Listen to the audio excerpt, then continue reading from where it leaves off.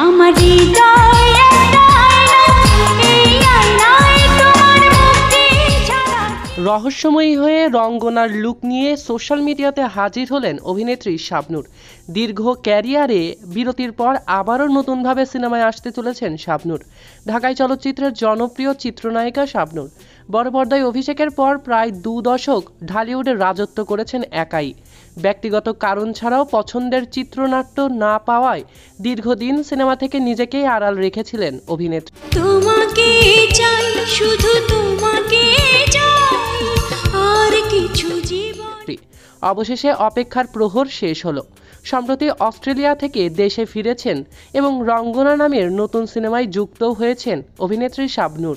শুক্রবার 5 জানুয়ারি প্রকাশিত হয়েছে রঙ্গনা সিনেমার ফার্স্ট লুক।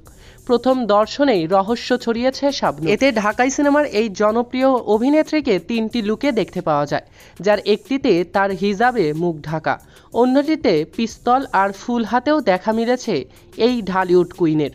নেটিজেনদের প্রশ্ন, তবে কি 3 রূপে পর্দায় দেখা যাবে নতুনভাবে শাবনূরকে? যদিও এ প্রশ্নের উত্তর এখনও দেননি নির্মাতার কেউই, বরং প্রসঙ্গটি নিয়ে রহস্যই রাখলেন নির্মাতা আরাফাত হোসেন।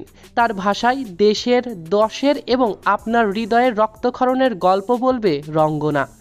রঙ্গনা সিনেমার মাধ্যমে চলচ্চিত্রের পরিচালক হিসেবে অভিষেক হতে যাচ্ছে আরাফাত হোসাইনের। অনেক আগেই সিনেমাটির সঙ্গে যুক্ত হয়েছিলেন শাবনূর। এখন নিচ্ছেন শুটিংয়ে নামার প্রস্তুতি। সবকিছু ঠিক থাকলে ফেব্রুয়ারির শেষের দিকেই শুরু হবে সিনেমাটির শুটিং। সিনেমাটিতে শাবনূরের বিপরীতে নায়ক হিসেবে যে থাকছেন তা নিয়ে এখনও মুখ খোলেননি নির্মাতা। তবে শীঘ্রই ঘোষণা করা হবে এই সিনেমাতে নায়কের ভূমিকায় কে থাকবে।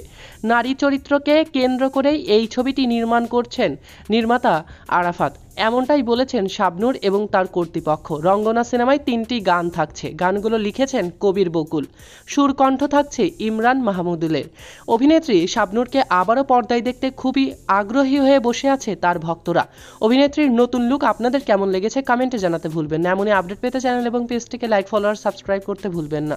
সৈকত আহমেদ, নোট, সেলিব্রিটি লাইফ।